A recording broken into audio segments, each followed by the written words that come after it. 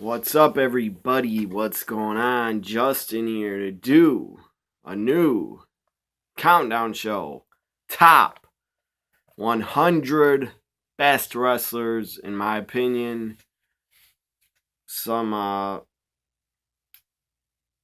just some were not my favorite, but these wrestlers on this top 100, a lot of them were big stars.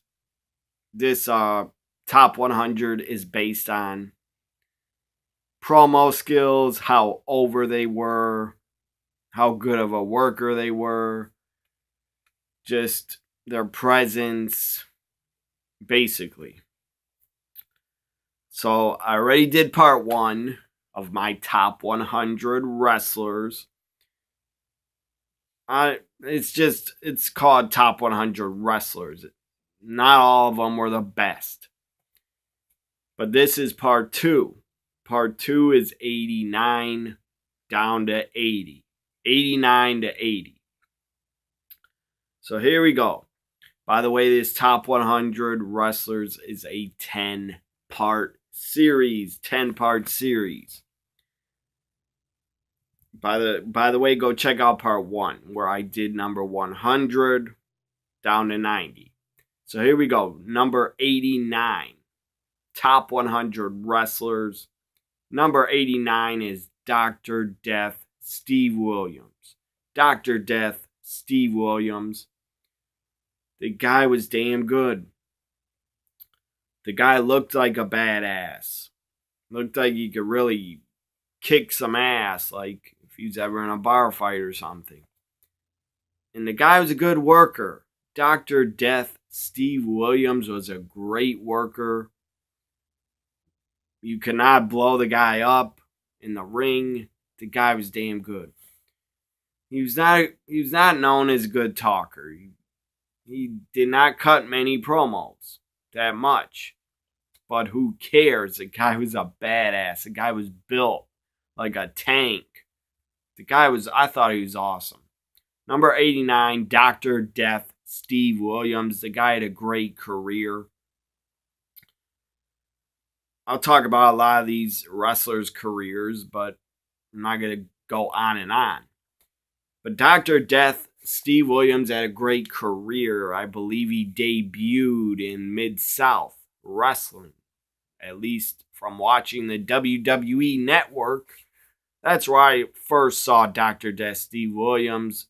I believe he's like right out of college, right out of playing football for the University of Oklahoma, where the guy's an All-American. Great football player. I believe he's a linebacker, I think. Maybe he's an offensive lineman. I don't know, but I know he's a great damn football player, and he did great when he went over to pro wrestling. He did really, really damn good. So Dr. Death got a start in Mid-South. He made a huge name for himself, had a huge career in Japan. Worked a lot for All Japan Pro Wrestling. Might even work for New Japan, I'm not sure, but I believe he had a big career in All Japan Pro Wrestling. Where he teamed up with Terry Gordy, where they were a great tag team. They were in WCW together in 92. And they were World Tag Team Champions and NWA Tag Team Champions in 92 in WCW. Dr. Death, the guy's held a lot of titles. I even think he's might have been NWA TV champion or US champion, I'm not sure. But Dr. Death, Steve Williams, he might have been a world champion. Again, I don't have the internet in front of me to look up if he ever was a world champion for a promotion. He probably was, but not for WCW or ECW or WWF. But the guy was good enough to be a world champion. 89, Dr. Death Steve Williams. Funny fact, if you never knew, Stone Cold Steve Austin's real name is Steve Williams. He couldn't use his real name, Steve Williams, because Dr. Death already had it.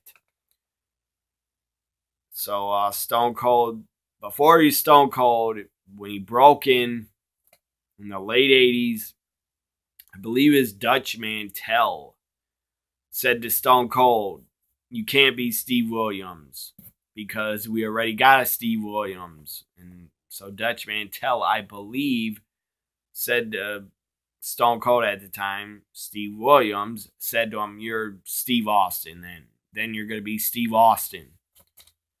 I believe that is how Steve Austin became Steve Austin, by Dutch Mantel giving him that name. So the original, or Steve Williams, is Stone Cold's real name. But Dr. Death Steve Williams, he was already Steve Williams before Stone Cold. I'm not sure if that was Dr. Death. I'm not sure if that was even his real name. If his real name was Steve Williams, I don't know. But I do know that's Stone Cold's real name. Number 88. This guy was super over. A huge star in the South. Huge star in Louisiana. The guy was a huge star in New Orleans, in Louisiana, in Kentucky, Atlanta. Who am I talking about? The Junkyard Dog. JYD number 88. The guy had a huge career. Big career in Mid-South wrestling. He was so over. He was one of the most over black stars probably of all time. One of the most over black wrestlers at the time in the 80s. I mean, nobody could touch him, how over he was. He got so damn over that, of course, Vince McMahon, WWF, called him around 84, right before WrestleMania 1. Junkyard Dog jumped ship from Mid-South to WWF and became a big star in WWF. Sadly, he never held a title in the WWF. And then he'd go to WCW in 89, or NWA in 89 and 90. JYD was still there from like 89 to 92. He was still a part of WCW. Even 1993, that was 92. I remember JYD was at WCW Super Brawl 2. He was still there at the time. Number 88, the Junkyard Dog, rest in peace. The guy was great. Dr. Death also, rest in peace. Number 87, the Road Warriors, the Legion of Doom, Hawk and Animal. Their look, what a look they had. They looked like badasses. They had a look that they looked like stars. They looked like, when you saw the Road Warriors, especially in the 80s, with the face paint, with the, what do they call it, shoulder pad spikes. When you saw the Road Warriors with the face paint, the Iron Man theme, their theme music was Iron Man from Black Sabbath. The shoulder pads, the face paint, the Iron Man theme. You knew the Road Warriors were going to be huge stars when you saw them.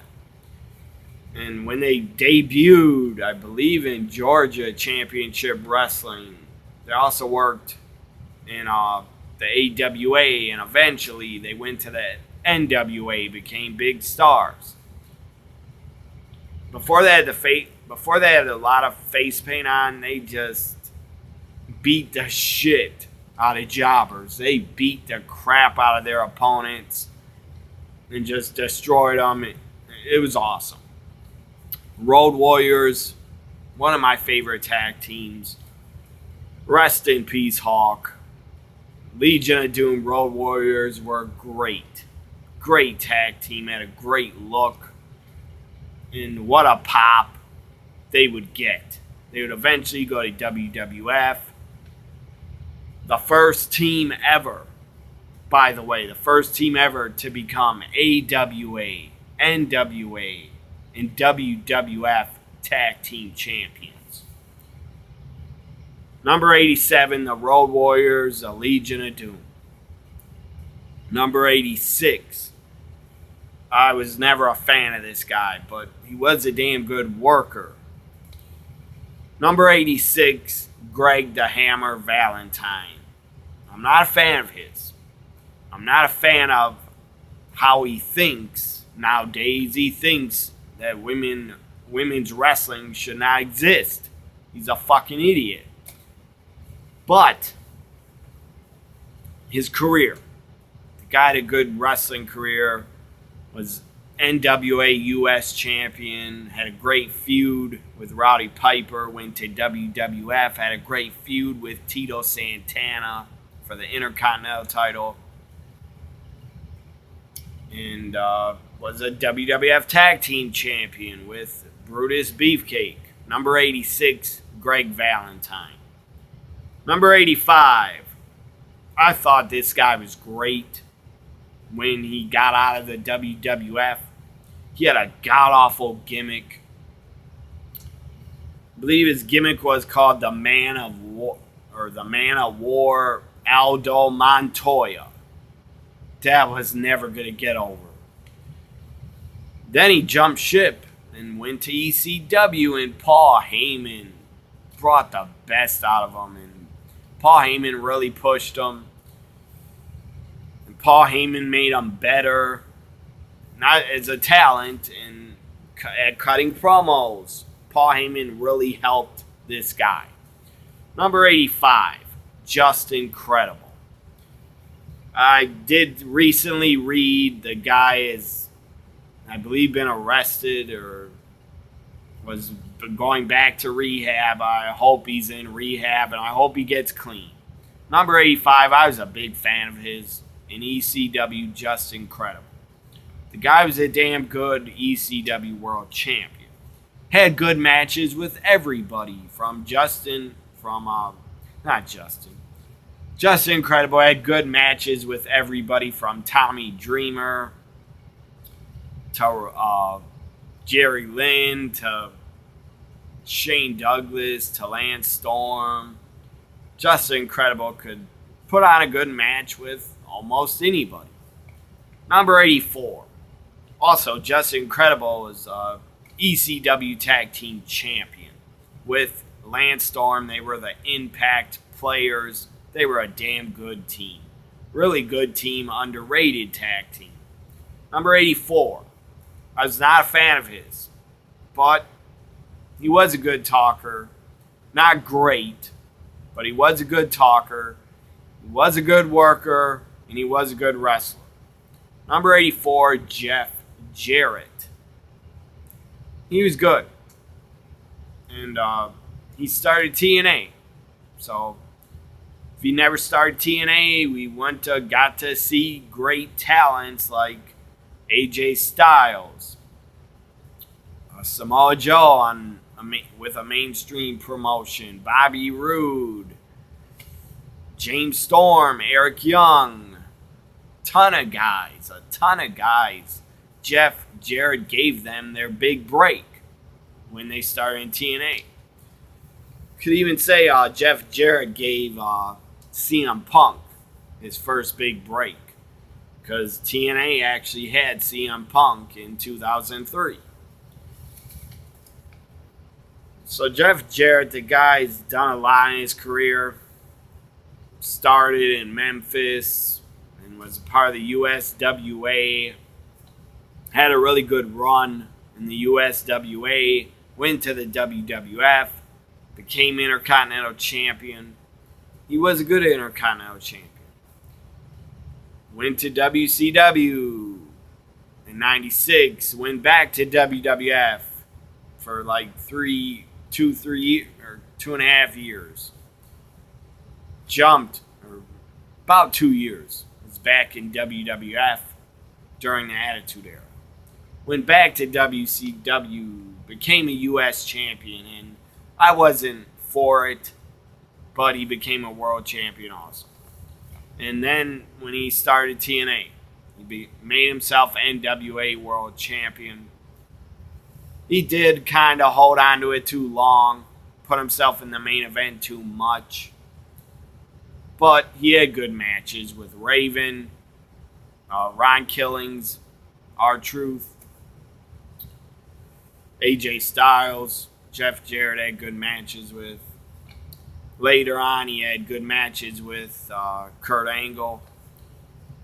So number 84, Jeff Jarrett. Number 83. Number 83, the Ultimo Dragon. At one point, the guy held 8 or 9 belts at once. I'm not kidding. A lot of them were from Japan, I believe, New Japan, but he held a lot of belts. He held belts from Mexico, New Japan, and he was WCW Cruiserweight Champion. So at one point, Ultimo Dragon, the guy held 8 or 9 belts. Insane. He's a really good, high-flying, I wouldn't call him a luchador because he's not a luchador. He's born in Japan. But Ultimo Dragon, the guy could work any style, have a good match with anybody, had the Japanese strong style, could do the high-flying. The guy had it all. Guy had a great look, different color masks, and different color matching gear. Ultimo Dragon, the guy was a great wrestler. And the guy, I always loved his look, his gear, and his gimmick. And then he went to WWE in 2003. And that was Ultimo Dragon should have a lot better run in WWE, in my opinion. But they didn't want to push him. He was never a Cruiserweight champion. But at least he got to compete at WrestleMania 20. So Ultimo Dragon could say he got to compete at a WrestleMania. The guy's had a great career. He's done it all. Number 83, Ultimo Dragon. I believe WCW called him Ultimate Dragon, but I call him Ultimo Dragon. Number 82. This guy's a pretty big star in the 80s. Big giant. Definitely was a giant. He was not the 8th wonder of the world, but number 82 was Big John Studd, number 82. The guy had a great look. He was not a bad wrestler. He was not a bad worker, but he was a big man. He was a giant. So he worked like a giant. Number 82, Big John Studd. One of the first members of the Heenan family. Teamed up a lot with King Kong Bundy as part of the Heenan family. And Big John Studd, the biggest thing he did in his career was he had a feud with Andre the Giant. It was pretty good. And before WWF, I believe Big John Studd did work. He was a part of the AWA before he went to WWF. Also, Big John Studd made history. He won the first ever 30-man Royal Rumble in 1989. So sadly, Big John Studd no longer with us. Rest in peace. Number 81. One of the best wrestlers to come out of Japan. One of the best women's wrestlers out there still in 2018. And she will be also still in 2019. She's one of my favorites. One of my favorite women wrestlers. Number 81, Asuka. damn good. Before Asuka, she was Kana. Damn, she was good. She's had great matches in Japan. I don't know the name of the promotions, but she's had good matches in Japan. She's worked against men in Japan. I saw her have a match with Tajiri on YouTube. And she went to Shimmer. She worked like 4 or 5 or 6 Shimmer DVD volumes she was a part of. So number 81 is Asuka. Number 80, the final wrestler of this part 2, top 100 wrestlers. Number 80, Diamond Dallas Page. The guy busted his ass. Got into wrestling at a late age. I believe he's like 30. I'm not sure his age, but he's definitely over 31 years old. Broke in to wrestling as a manager in the AWA. The guy was a great talker. DDP could have been he was a great manager, but if he would have kept managing, he could have been one of the best of all time. Because he was such a great talker, then DDP got hired by WCW in 1991, but came really close, really tight with Dusty Rhodes. And Dusty Rhodes saw something in DDP, saw his work ethic, and that DDP was not going to quit, that he wanted to be more than a manager and commentator. Dusty Rhodes saw that in DDP, that he wanted to be a wrestler really bad, and then Dusty Rhodes gave him encouragement and said, don't just say you want to be a wrestler, get into this because you want to be a world champion. If you don't want to be a world champion, he told DDP, don't even bother trying to wrestle, or don't even bother trying to be a wrestler. And Dusty Rhodes really, really believed in DDP. Really did. And they're really close friends. So number 80, Diamond Dallas Page. I started really to notice him as a talent and a wrestler in 96. He was having really good matches. He was a heel. He actually won Slamboree 96, had a lethal lottery, and DDP actually won the Battle Bold ring. He had a Battle Bold ring on. Then I believe they did some stupid storyline where DDP lost his ring and he became homeless or something. Maybe I'm confused. I believe they did try to make Cactus Jack homeless in like 93. But anyways, DDP as a heel in 96 had great matches with Eddie Guerrero, Chavo Guerrero. Had good matches with everybody in 96. Then in 97, DDP really got over as a babyface. Scott Hall, Kevin Nash really wanted him to join the NWO. And Scott Hall really gave DDP a rub to get him over. Big time.